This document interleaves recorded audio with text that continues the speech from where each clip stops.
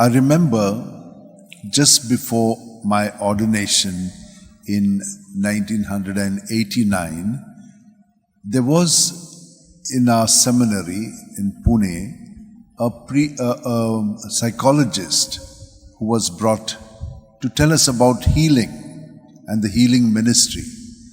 And he said to us, "You are the most blessed." Why? Because your hands are anointed for healing and you must make use of them.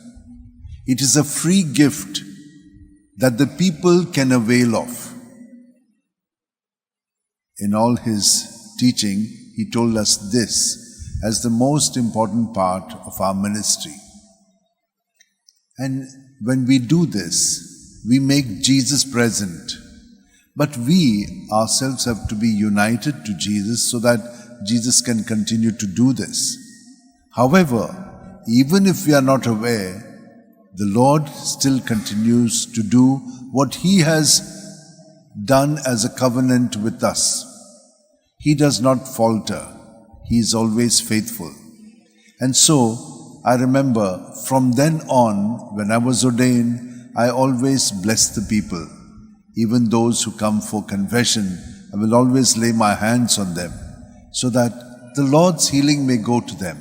Whatever they say, whatever they do, I don't keep it in me, I keep it in the Lord, because it does not belong to me. I'm not the one who is forgiving you. I'm only a channel and an instrument who does this so that you may be healed. It is the Lord who makes us righteous, not ourselves. It is He who keeps changing our heart and our spirit and our mind and body. So, we must be totally submissive to Him. And how do we do it? Each one must be having their own ways. Even if you keep saying the prayers. When before I joined the seminary, which was in 1975, I was given a gift to pray at all times. My sister, who is a cloistered Carmelite, said to me, "You must pray at all times." And I said, "You can't pray at all times." But after some years, she had said this much earlier, she joined in 1965.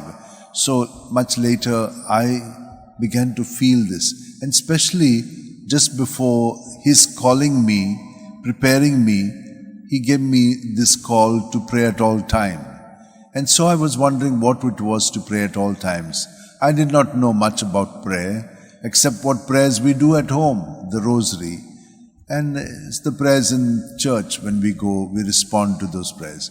That is our idea of prayer. So I began to say the Our Fathers and the Hail Marys, and I realized I can't go more than 1 hour. What is praying continuously? I did not understand that. So I tried it again and again. I thought continuous means the whole day. It is not possible. So I gave it up. But I realized what I was doing. I was praying loudly. Then, again the call came to me, you must pray continuously. There must be something in this. So I started praying, only, mumbling it. But even that I could not continue. So again I gave it up, but again the call came. And so I started praying internally, because now I was used to praying and remaining focused. Otherwise, the mind is very active and takes you away. So to remain focused, you need to do these things. Why do we say the Hail Marys and Our Father loudly? So that we are not getting distracted by our thoughts. And yet we get. So what must we do? We must bring those things to our prayer. Pray for these intentions. Then you see the change will come. We need an attitudinal change. We must not be enslaved to it. And so the third level I realized I could do for 1.5 hours. But not more than that. So when I gave it up, then the Lord realized and He gave me what I needed. So He will also take us so that we'll reach a precipitation point. During the year, the clouds are gathering up. Then comes a certain moment in time when it precipitates. That means it comes falling down. That is how it is. When you keep doing it and doing it, there comes a time when it just takes off. And so that is what happened to me. After this period of time, maybe 2-3 months, Then he gave me the gift. What was the gift? While I am with you, I can still pray internally in my mind. This is not possible for us. It is a gift. And I was so happy. I could have, I told people at times that it was a eureka experience, that I didn't go like Archimedes, but I felt it that way, that God gives us these gifts. And then He calls us, and He sends us, He prepares us. It is all true. We have to be there. And I know that many of you are also doing as the Spirit has been guiding you individually. You are also having a change of heart constantly, trying to live it. But very often we fall on ourselves. No, keep focus on Jesus. I've always told you that Peter was drowning in the waves when he was walking on the water because he saw the waves too huge. They were almost going to suck him in.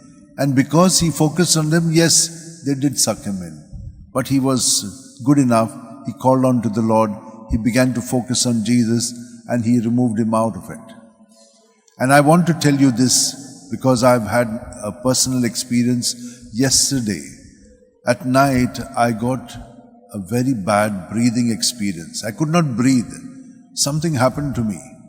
I was just wondering what happened. Did I have an allergy to something? So I took one Xavier, but it did not. After half an hour, it's not going off. I'm still breathing very heavy and I was just wondering what's going on. So I took the second one. But while I'm doing all this, I never give up focusing on Jesus at every breath. Though it was very difficult for me to breathe, I just kept focusing on Jesus. And I was aware of what is going on in me. So my heart, my breathing, my body, what was going on, I was fully aware, surrendering it to Jesus, allowing Him to heal me, and whatever His will is, I was ready for it. It went on. It was 3 o'clock. It was 3:30, I fell asleep. 4 o'clock I normally wake up. I woke up, I said I'll take a little more sleep, and then by 4:30 I got out. I was completely all right. Not a trace of anything. So it is so tangible. He is present. But we must be firm. We must remain firm in Him. He will do the rest. And whatever may be the thing, He will always make us mature through our experiences so that we can empathize with those who are going through it. We can't have every experience. Each one of us is unique, but you can understand it. And that is what is important for our empathy and sympathy with others. Then we will lift up people and make them know that we love them because we understand them. And that is important. My dear sisters and brothers, let us place our hands in our lap, knowing that we are coming to Jesus at every breath. Like children, we come to Him, and He will surely make us experience the kingdom which He has promised us. For to such belongs the kingdom of heaven, He said. And if you believe this, then it is ours. When Elizabeth met Mary a few days ago, we heard her say that, "Blessed are you because you believed what the Lord had said, and that is why it happened to you." We will be delivering Jesus through our thoughts, our words, and our deeds, and they will have a tangible experience of His presence. Amen.